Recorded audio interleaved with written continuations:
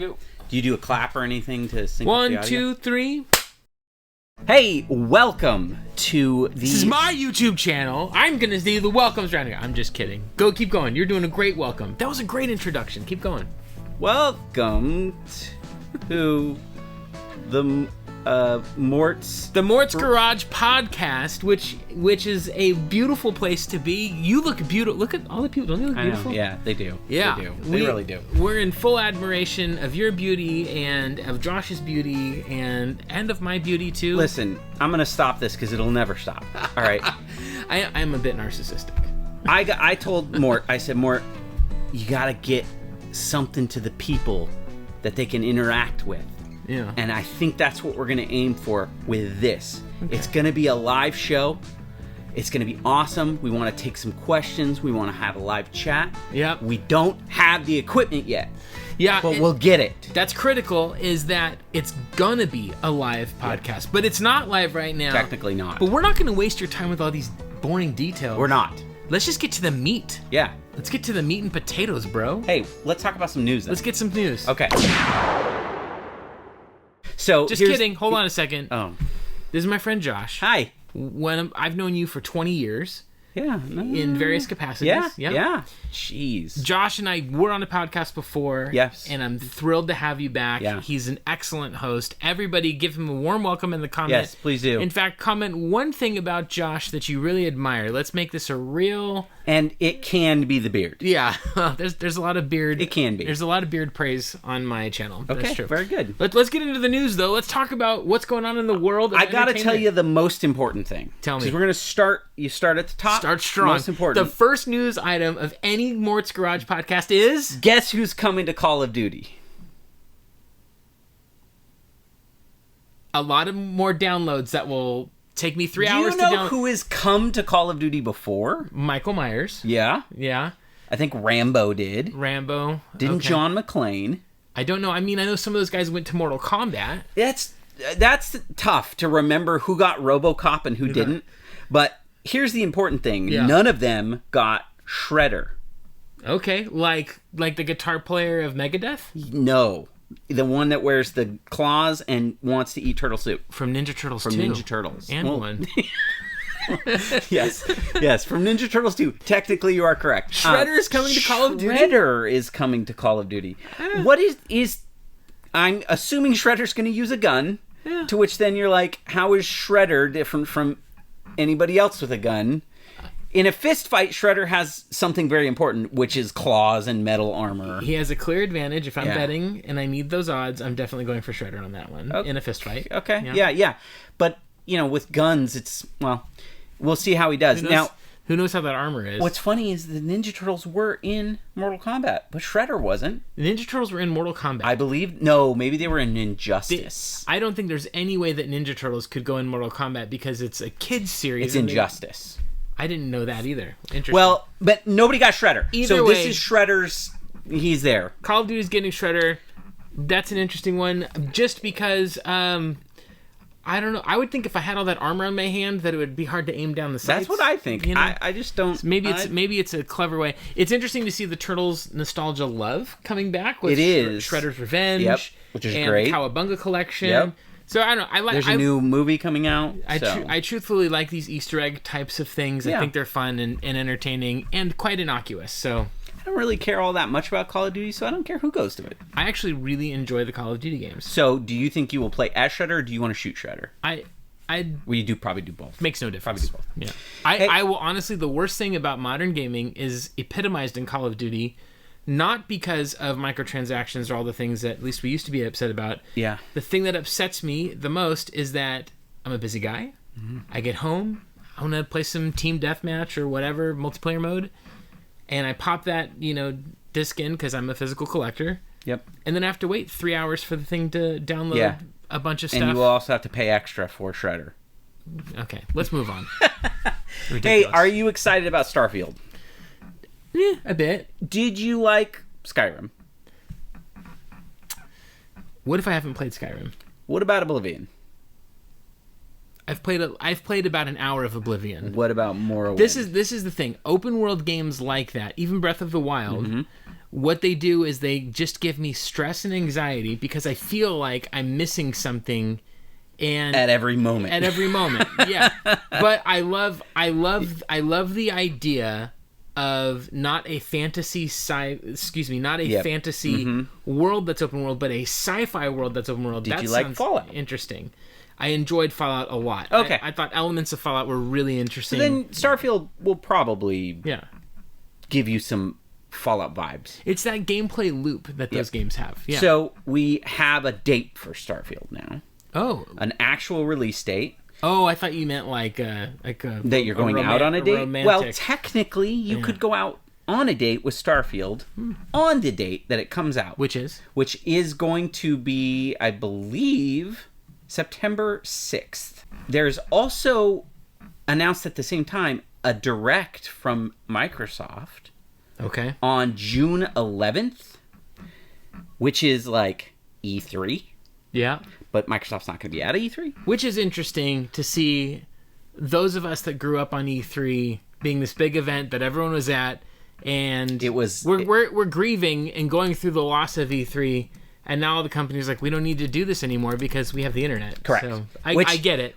That's what Microsoft's exactly doing. They're doing a big old direct. They're going to show off a bunch of games, and then literally afterwards they have a Starfield just only that direct. So you'll be able to figure out if you're interested in Starfield then, and then September 6th is when it comes out. How do you feel about Starfield? I kind of tepid on it. Interesting. I saw the footage of it, and it kind of looked exhausting, and then I thought that the combat looked really bad. Whoa. Yeah. I thought the gun... So, that was a long time ago. Yeah. So, I'm sure things have changed a lot. I didn't like how weightless it felt, like the bullets. Like, they shot a guy a bunch of times, and it just looked like he just took them, and then... I don't know. The world, the graphical, the art style to me looks really interesting. I'll definitely be playing it, and I think I will definitely play it. Yeah, and I think that's one of those things. Like any genre of game, if you like open world games, you're probably going to at least give this one a try. And at least it's at worst, I think it's going to probably be mediocre. At best, it could be one of the most amazing gameplay experiences you could have. It is Bethesda. They've definitely made compelling things before, so yeah. Okay. This is really actually something I wanted to get your feedback on because you're an expert in the collecting game and the physical game. Okay. I would say you're an expert. I'm just starting out collecting. In the physical. Yeah, I don't have much. Yeah. I mean, you guys can't see it, but like, if this thing falls over, we're...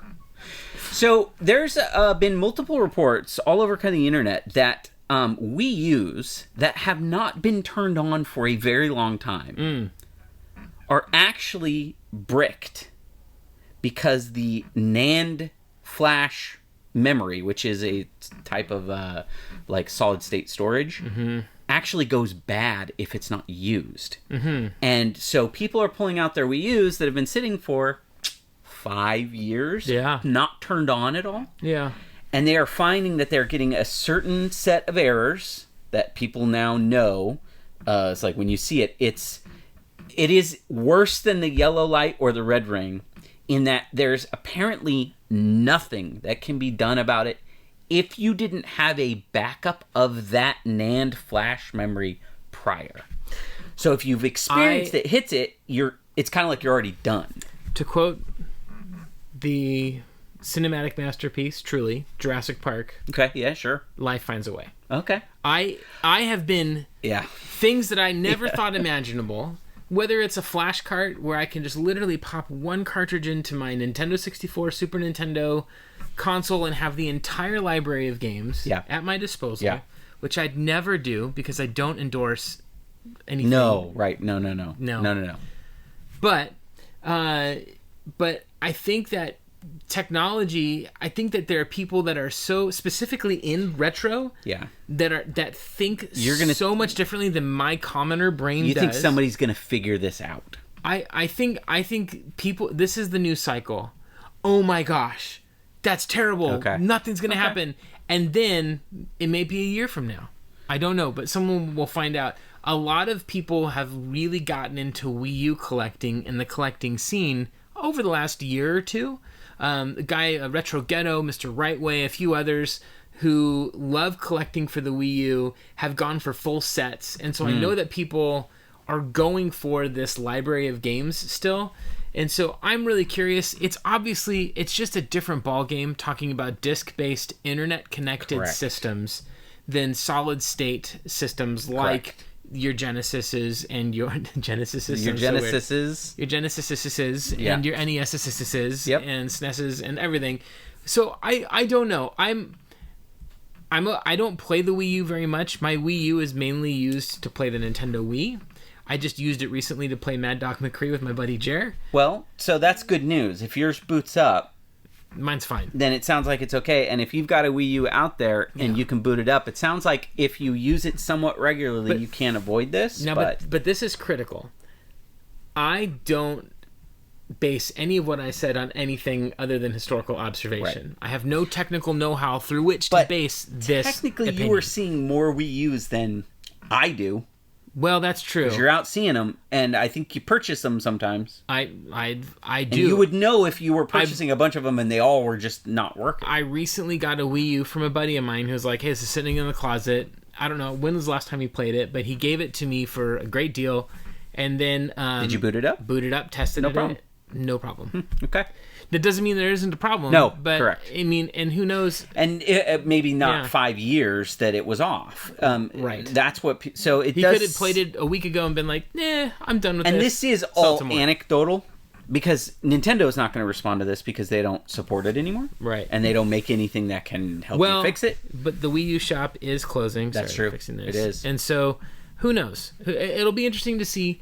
I don't know that Nintendo owes consumers anything at this point. They certainly don't want to put resources into the Wii U. It makes no sense from a company financial standpoint to put thousands of dollars into engineering a solution to this. But that's one of the greatest things about... did you see Half-Life? Someone made a ray tracing version of Half-Life? Yeah. Like, stuff like that is what I mean. I would have never imagined that. Or someone built Super Mario 64 in Unreal Engine. Correct. And I think, and Ocarina of Time. I would have never... Ray tracing in Minecraft, I never would have imagined that stuff. I don't put it past this very passionate and just loyal to fun community that is, especially retro gaming. I think I'll be interested to see what kind of creative solutions come down the road. Well, it's not good news. What you're saying? No, but tip for you guys out there: turn your Wii U on, bust it out, dust it off. Comment below. In fact, do you have a Wii U that's working? If you have a Wii U that you turned on and it did not work, or you know someone who has, we'd love to hear that. Yep. Yeah. Speaking of, you're a physical guy. You like physical things. I do. You like to buy the physical version of a game most of the time. Yes. There is a real bummer of a story coming out of GameStop. I heard. Did you hear about this? I heard about this. Are you affected by this? No. Okay. So there are collector's editions of the Resident Evil 4 remake, which, as far as I'm aware, was an exclusive to GameStop. I don't know about that. Okay. So maybe it is available elsewhere. Well, it's not really going to be available on GameStop because apparently they are saying if you pre-ordered in-store for this physical collector's edition, which includes a physical statue, a physical box, a physical disc, physical cards, a physical map, a lot of physical things that exist in the physical world, they are saying, sorry, we're not going to get it. And I don't know if they're going to get any, and then the rumor was online orders were not affected, and so everyone thought maybe all the in-stores going to online. Now they're saying some of the online ones are affected too, so it sounds like you might not even be able to get it from GameStop. It's just bizarre to me. Very strange. I don't know like how that kind of a mix-up would happen, but what it does for me as a consumer is it furthers the FOMO hype of I've got to, like, right now I'm trying to find a copy of Tears of the Kingdom. Yep. Mm-hmm. And I can't find the collector's edition anywhere. I'm asleep at 2 a.m. when Best Buy opens up another however many pre-order copies. So I haven't been able to get in on this. But one of the things that I keep on getting bummed out about is collector's editions in general. They show up at random times. They don't make enough of them. They run out. Everything goes crazy. And then I don't know. It's just. But generally, when you get in early enough, like if you get in right the day of into the store and say pre-order me one. No, it's like if you're not in the first 5 minutes. Sometimes even that's okay. You've waited too long. It's insane. But so I think it's a bummer. I think the bummer. Obviously, it's a bummer if you've pre-ordered the game. Totally. And you're excited. Totally. But I think what's more of a bummer is the future implications of this kind of poorly thought through consumer. They took, hey, we didn't wait to find out how many we're going to actually get, and we told everyone just go ahead and pre-order as many as you can, and then it turns out, hey, we're only getting 2. I do think the limited edition pre-order model is done best by limited run games, where they say, you've got a month to get your pre-order in, and we'll manufacture to the limit. It's still limited. It's limited to the demand that's shown in that month. I think that's the smartest way to do this. And also, if I'm Nintendo or whoever, Capcom, and I make this kind of stuff, and no one can get in on it the way they want to, and someone who's very passionate about that series, who maybe has to be at work the next morning and has to sleep that night, can't get to GameStop at 11 a.m. when they open while they're working or whatever, that person's going to go buy it from a scalper for double the price. Right. Wouldn't Capcom and everyone rather they have the money? I don't know what they gain by doing these kinds of It seems pre-order like models. a very weird situation. Yeah, it is. We'll have to see where we get with that. Who knows? I mean, sometimes these news stories come out, there's outrage, and then companies pivot. Yep. Hopefully that'll be the case here too. Yep. All right, well, that's the news. That's the news. That's what's going around there. All right. Let's talk just a little bit about the channel, which is why we're here. Yeah. The YouTube channel. Which Yeah. is just a rousing success from what I have heard. It's been awesome. I have not watched any of it yet, but I've heard great things. Yeah. I've heard you bought a table of stuff once. I did. Yeah. With a weird guy. Very bald and... Yeah. And apparently that bald head, petered out. And, didn't give you the luck you were looking for. Couldn't carry us through the morning. But, it started off strong. Maybe that's the metaphor of baldness. You start off strong, and then it all falls out. Yeah. Yes. Boy, that was my life, for sure. At age 16. You got bald at 16? I mean, the hair was falling out. Wow. I struggled to keep a hold of it for as long as I could. And then I said, no thanks. Well, good times. The YouTube channel has been unlike anything I've ever experienced. I was terrified to do it because, the reason to do a YouTube channel for me was for sake of creativity. Sure. Not for any other reason. And I would like it to become something where I can just do, more and more of it. And each thing that I'm able to do is being met with a lot of warmth and welcoming. I just did a kind of a crazy thing where I shared about my own experiences with fear and anxiety and all this kind of stuff in this video. And that's a very vulnerable thing to put out to the internet. And people were not only kind, but they were sharing of their experiences too. And so I'm grateful that there seems to be a community around this channel that's developed that is very, it's a very good community. Yeah, I would say the thing I'm very impressed with your content and your stuff, but the community you have is like no other. It's awesome. And it is the type of community where you're like, it's rare when you get a community you're like, I don't even need any more than this. Yeah. This is great. Yeah. This group of people is awesome. Yeah. And then when you get more, you're like, that's okay. We'll bring some more in. We'll make this tent bigger, sure. Yeah. But I'm totally happy with hanging out with this group of people right here. And then if it just keeps getting bigger, you keep saying this group keeps getting better. But you've got such a great core of people, and that's you guys. That is you guys. Thank you. It's really exciting. One thing I'm gonna keep pushing this because I keep on getting there, but I will have a Patreon at some point. Mm-hmm. I will find I'm hoping to get my first channel sponsor. I've had some sponsors reach out, but I've not liked their products as much as I would want. So weird integrity. I don't want to promote something just for the sake of promoting something. Sure. That may change up. I will sell out at some point, I'm sure. But but we're waiting for the big stuff. Limited run. Give us a call. Anyway, so one of the things though that I would like to do is I'd like to get into a place where I can do more giving. Like I'd like to get into a place where, but I also have really interesting things that are cooking right now. I don't want to spoil it. Sure. I'm trying to think of what's like some other creative things you can do with game hunting, with store visits, the fun things that we love about all of this. So that's all I'll say for right now. My brain is constantly percolating. There's constantly ideas. This podcast is one that we've been talking about for months, and so I'm thankful that you're all here. That you've been seem to be enjoying it, and I can't wait to show you more.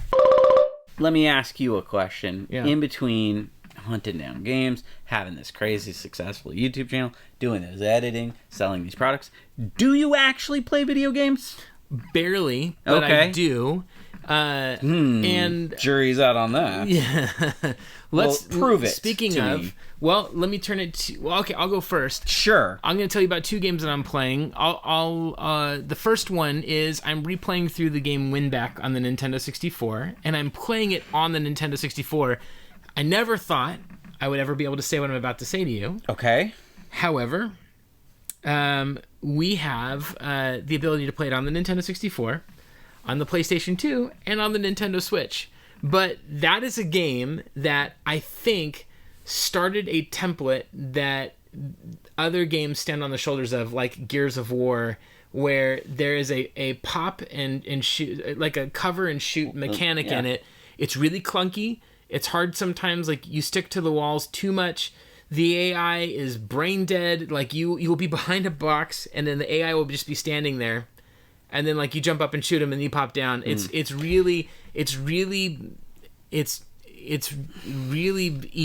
easy. Let me ask you a question. I am playing it on baby mode though. I don't know if that makes a difference. Now Just you kidding, know, I'm playing on normal mode. You know that I know everything about games and all games, right? Obviously, but I'm gonna pretend like, just to play devil's advocate. Yeah. Let's pretend that I maybe thought Winback was a different game, and is it related to Flashback? It is not.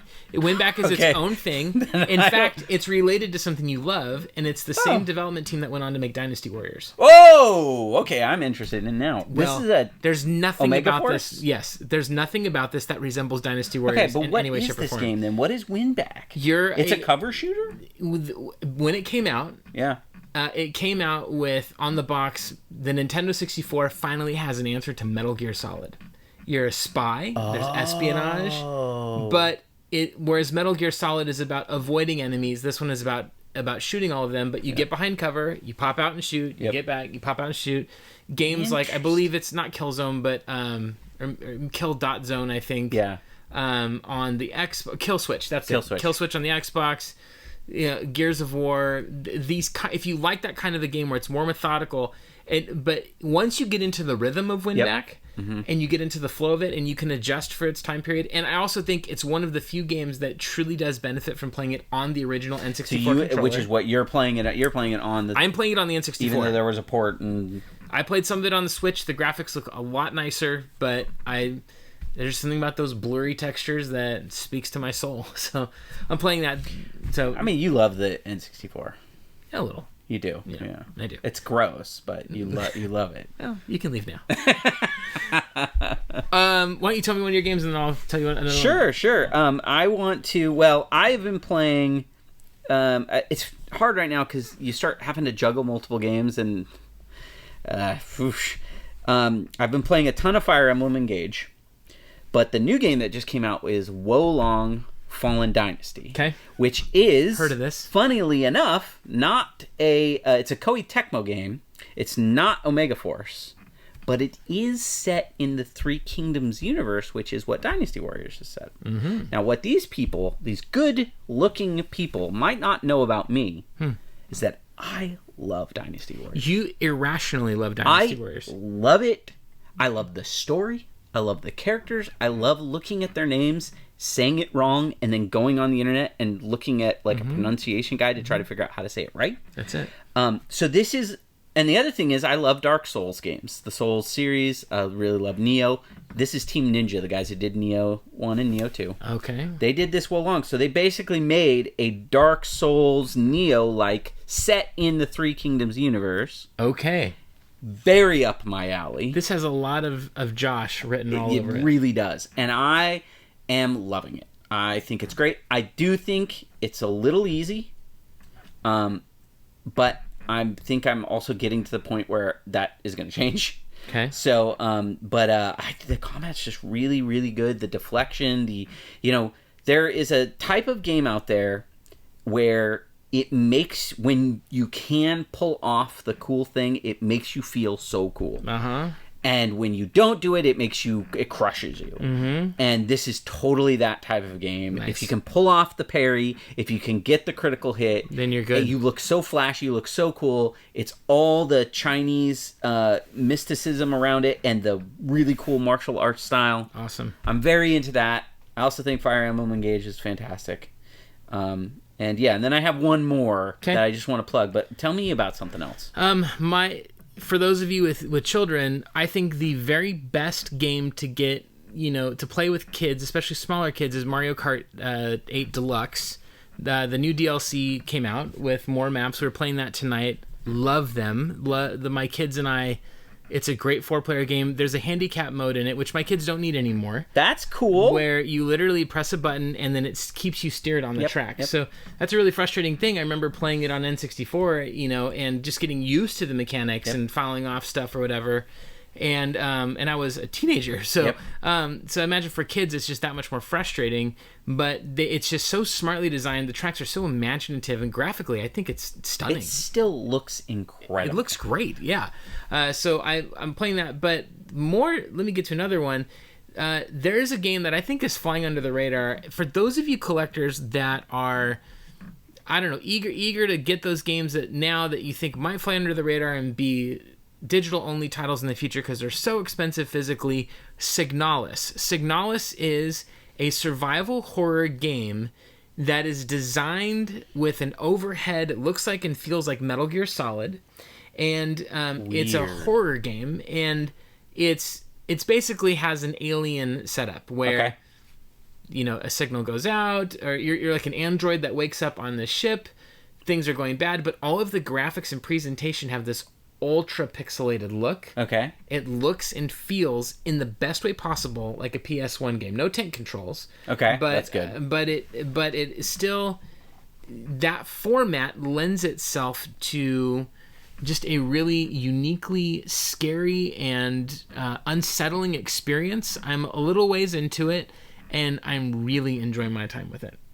Wow. And that's a Game Pass game, isn't it? It is a Game Pass game as well. Try it on there. I'm playing it on the Switch. Okay. So, cool. It's on the Switch. Yeah. Very cool. So definitely check that one out. I'm going to tell you about one more game. Go on. That I'm very excited about. Okay. I have not played the full version of this game. I've only played the demo, but there's a reason why. It's unfortunately only on PC. I think it would make a perfect Switch game. We'll see if it gets there. Okay. But it's called The Case of the Golden Idol. And it is this fascinatingly genius detective game. Ooh. Yeah, it's... Okay, hold on. You used two very big descriptive words. Yeah. Fascinating and genius. Yes. Go on. Yes. So, it's... I've only played the demo of this because when I buy this game, I will play it all the way through and immediately be very sad that it is over. I'm actually sad right now at the idea that there will soon, once I start it, be no more of this game for me to play. Okay. So, I'm just going to sort of tell you how the first little thing works because I don't want to spoil any more than that. Essentially, they just give you these beautifully pixelated graphic scenes. You're looking at, there's a man standing on a cliff face, and there is a man in the water. Okay. And you can click on things around the environment and you learn things about it. You then go into what they call thinking mode, and it asks you are to figure out who is the two men, what happened, and where they're at. This changes based on the situation, but you're basically filling in these things. Now, how you do that is when you go around that scene clicking, you pick up things like one of the guys has a note in it saying it'll have names on it. When you click on the names, they go into a little bank that you have. Now you have that name to put around there. Okay. But you have to look at it and you have to say, okay, it'll say like one of them was a doctor. And then you click on their bags over in the corner. One of them has a medical bag and a syringe and a stethoscope. And it's got initials on it. Okay. And that then tells you based on the thing, oh, I know the doctor's name was AG or whatever. All right. And I know. And so when you go back to that mode, you have all these clues that you've picked out. You've looked at a map. You start filling in the blanks of what happened. And you have something like 12 to 13 different scenes to do this with. Now, it gets way more complicated because they start asking you a lot more. All right. But I did like 4 of them. And I'm so disappointed that there isn't like 100 million of these scenes to just keep doing for the rest of my life. Let me tell you how this sounds to me. Okay. Neither fascinating. Oh, really? But maybe genius. Okay. Yeah. What makes it fascinating? Because it sounds to me like on the Wii they had like those Agatha Christie games and stuff where you just like click things in the environment and blah blah blah. Oh, my hair's like sticking out. There we go. I don't know what that's like. There you go. It's amazing. It is totally it's kind of a photo hunt game, but if you remember in those like the Agatha Christie and I think what's there was a Nancy Drew style games, right? That's what I'm saying. Made a lot of those. It sounds like it's been done before and it was not the most fascinating or interesting. And the reason why is because they call those like a pixel hunt because you're literally looking for what is the one thing that advances the stupid story.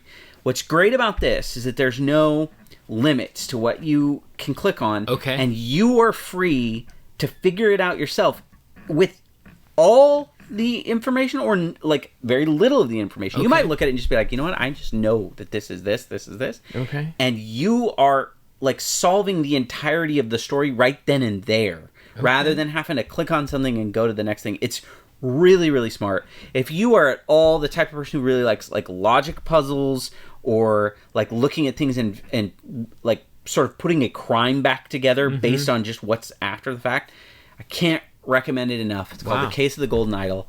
Again, I have not bought it yet because I'm just trying to stretch out for as long as I live in this moment where I still have cases to finish. So you don't want to support the developers? I mean, no. I want them to slave away and make more now.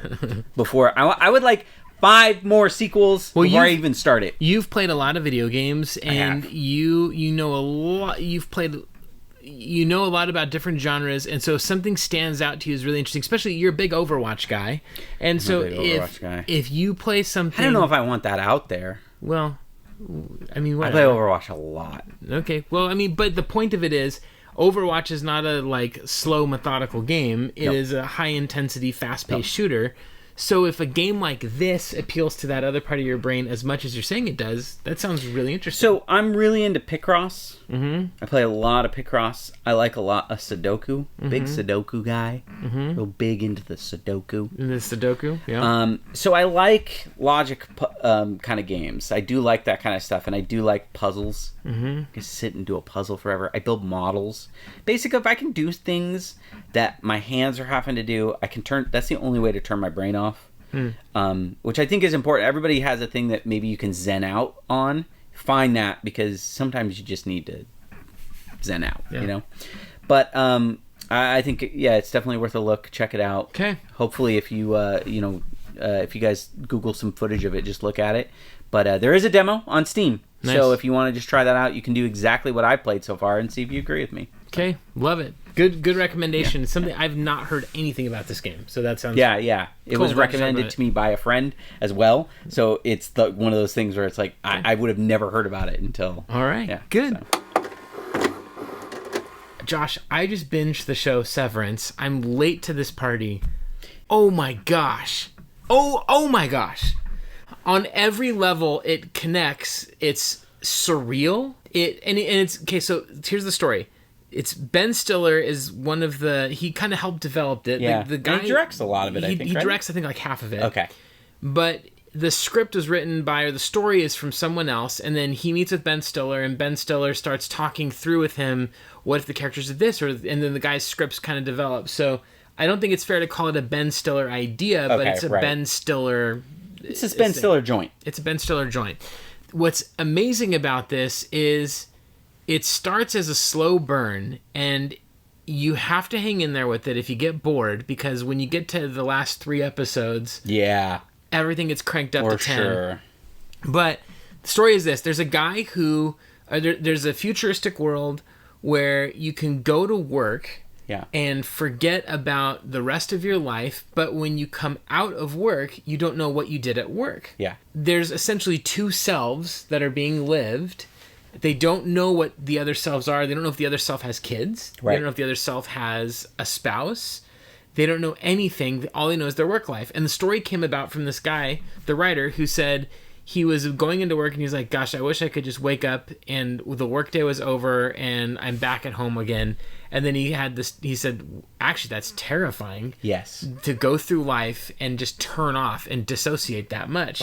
So the storyline is playing all of that out, but little things just get trickled in as it goes along. Because the company is mysterious. The work they're doing doesn't make any sense. Makes no sense. Yeah. And so it's not like they're just going like, oh, I'm going to do some IT work for this. You have no contact to the outside world. Nothing. And I think there's a really key, as a person that goes to the office and has thought plenty of times, man, I would love to just immediately be done with this and be home. There's a really key component to the way this is. When I first heard about it, I thought, okay, that's interesting. They will, they'll go to work and then their memories will just be wiped so that they just don't remember. But when they're at work, they knew they were there. And then at the end of the day, the memories wiped. That's not actually what's taking place. What's taking place is that when you go into the elevator to get into this building, it wipes you to kind of a blank version of yourself that doesn't have any memories of anything outside of the world. So it is a distinct person that terrifyingly exists only in that office, because every day that they leave, they wake up immediately coming back to work. They never even get down the elevator. They just go into an elevator or come back out. They're always working. So when I hear that, in and of itself, it sounds like, okay. Sure. Yeah. As it plays out, it's like the way that they're talking about the way that they live their lives. They call them innies and outies. The innies are in the workplace.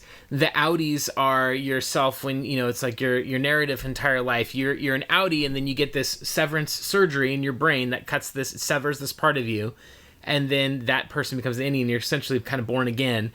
And I will just say that if the story idea doesn't intrigue you that much, try it and just watch. One of the things that really just grips is the visual storytelling in this is, I would describe it, I don't know how you feel about this description, as Stanley Kubrick directing a TV show written by Charlie Kaufman, the guy who wrote Eternal Sunshine of the Spotless Mind. It's like if Stanley Kubrick made a commercial in a grocery store. It's like everything is so well lit and so fluorescent that you're like, there could be no shadow anywhere in here, and yet the whole thing is just caked in like mystery of like, what is this place? But it's one of those things where like a Wes Anderson film or a Kubrick film where the cinematography can be so angular and so, particularly in the innie world, where like there's scenes where characters are walking from like 2 sides and they come to the center of the frame, and it looks so cool.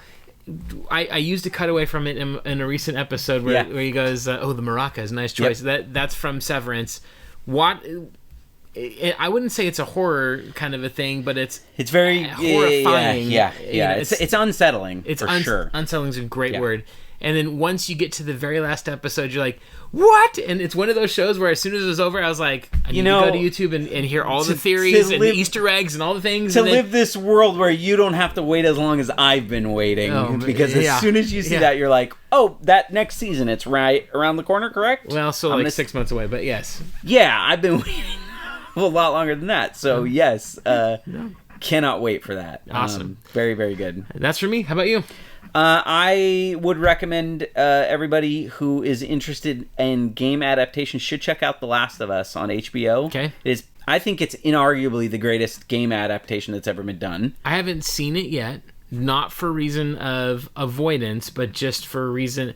Well, a little bit of zombie fatigue from my end. I'm kind of over zombies and apocalypses. I will tell you, there's barely any zombies in it. But I can tell, just from what I've seen... Yeah. Just the trailer alone is like, well, this is better than Mortal Kombat, Street Fighter, Dragon Ball Z, now, Double Dragon, every video game adaptation, anything ever.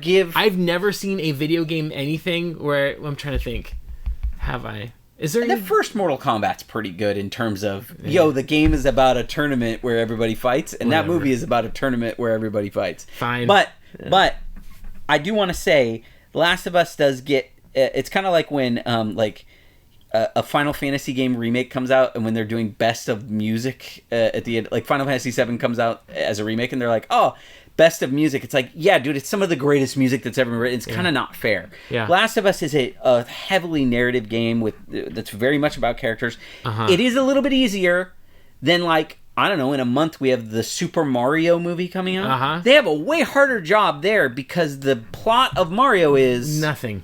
Italian man comes through pipe, fights dinosaur, saves princess. Like, figuring out how to make that into compelling, I think, is a difficult task. 100%. However, we do have to always take into account execution. And that's where Last of Us, they are brilliant. They have executed really, really, really powerfully. They've made smart changes where it needs to be, but if you are a fan of the game, the things that you are a fan of, you will find still in this show, and I think that's the important thing. But, funnily enough, Last of Us, it's about kind of, the end of kind of humanity. You definitely see humanity at its worst. You see these, and then you see kind of monsters at their best, right? But another show that I'm very excited is coming back. We're doing a rewatch of it right now, and in all honesty, it's a show that scares me way more than Last of Us. It's called Succession. I've heard of this, haven't seen it either. And it's just about rich people, which truly are the worst of mankind. In many cases. At least these people. Yeah. It's so... Like, you look at a show where people turn into a fungal monster and you go, I'd still probably hang out with these guys rather than this crazy family of, like, mega global corporation people. Yeah. But Succession is also so compelling. Yeah. It is so amazing. It is a show you watch where you're like, man...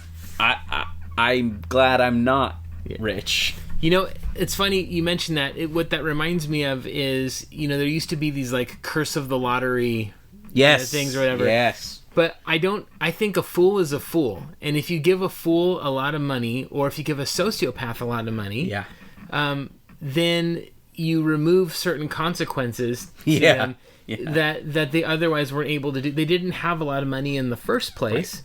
And so in terms of just observations of human behavior, I think that seeing rich people do terrible things, and I'm sure you do too. I'm sure there are plenty of wealthy people who are very philanthropic, genuinely wonderful. But you wouldn't make a show about them. It would be boring. No one cares. Yeah. But I think that there's something about, like, it's more the character of the person, and if you give that person a bunch of money.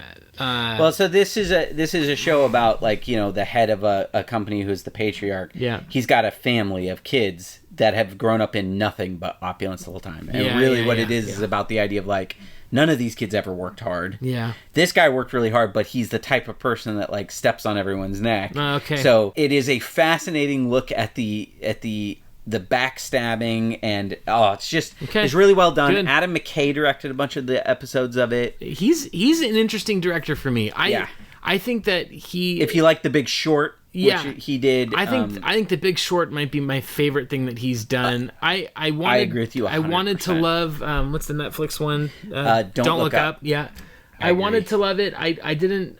People were like, it's like a live action South Park, and I was like, I don't know about that. There are parts of it for I sure. would say, like, maybe, the very ending. Yes, it's amazing. But and even Anchorman, I like Anchorman, but I don't love it. First Anchorman. Yeah. I did when I saw it in theaters. I think it's an amazing skit that.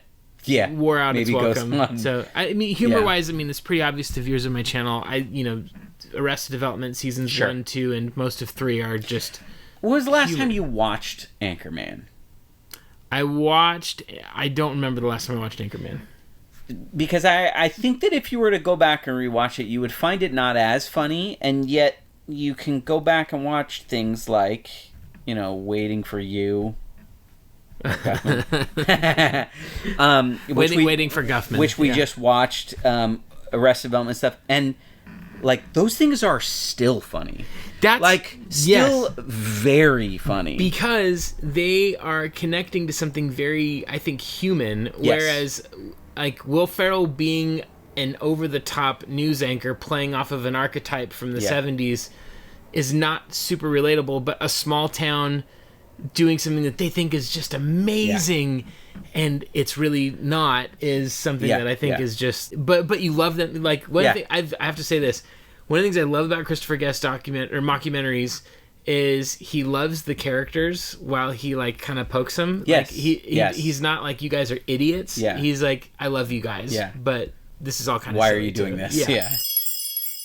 We posted on Instagram a little clip asking for your questions. Let's go and see. It looks like we've got 2 questions to go here, one of which looks incredibly important. Let's start with that first one there. So Final Boss Vintage asked the question, which they started with questions, so I know it's a question, which is great. Helpful. Question: if a woman is pregnant swimming in the ocean, is she considered a submarine? It's a great question. I did my doctoral dissertation on this, actually. Did you really? I did, yeah. It's decidedly undecidable. I'd say yes. Why do you say that? Because there's a small person piloting a craft through the water. Well, that's true. The craft above water is doing everything in service of protection. Technically, she needs to go under the water. I don't know. Here's the question, though. Is a submarine still a submarine when it breaches? No. Inception-wise... I think it is. Yeah, I think it is still a submarine. A submarine's a submarine even if it's in a hangar. This is dual inception. Oh. Once that embryo is growing and alive, that little person is a submarine already, because they are underneath the skin of them. I'm taking this way too far. But 2 submarines. So it's really a double. They're a submarine piloting a submarine, which I can get behind. Yeah. Here's a question though: if that's true, is a pregnant woman walking around a bus?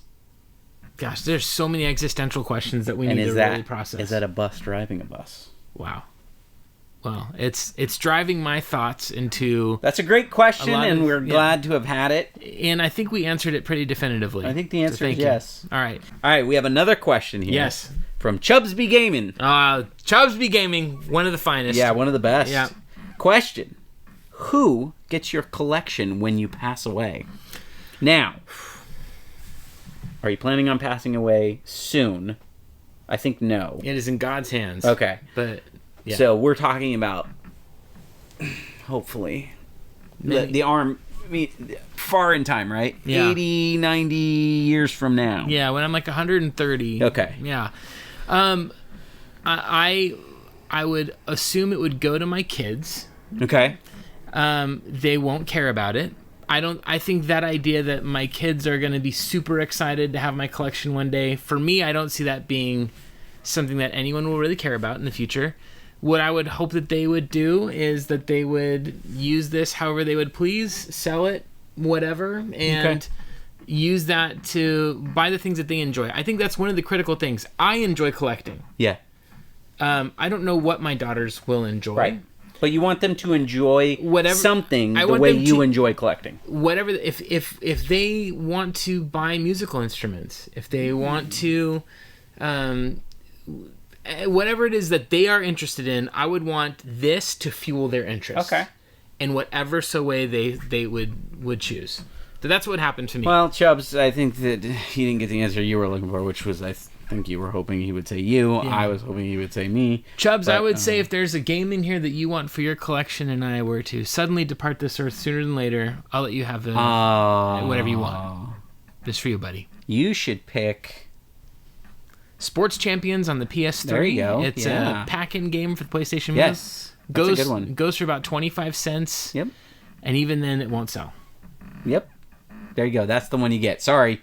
That's how it works here on this podcast. And this is the end of the first podcast. It is the end of the first We one. made it all the way through. Thank you to those of you that have sat around and hung out with us and enjoyed it. We've had a blast being here. Our intention is to do these annually and to make them live. For sure, annually. We believe that the strength of this will be that you can join us in real time and we can interact and we can make that. We can do giveaways on this. But we will cover the news with the hot journalistic takes that we have had tonight and beyond. Yep. Regardless, we'll always get it right, never wrong. Yeah, we have that omniscience and everything when it comes to these sorts of things. We're gonna have a good time. Yeah, and we want you guys to join along. Yes, and we're gonna up the production value. We're gonna get some new equipment. We'll do this cool. But even if this is what it is, I think the real value of it is that Josh is here, everybody. That's true. I am here. And we have good conversations about these things that we enjoy. We hope you enjoy it too. And wherever you are, whatever you're doing, have a lovely rest of your week. Take care.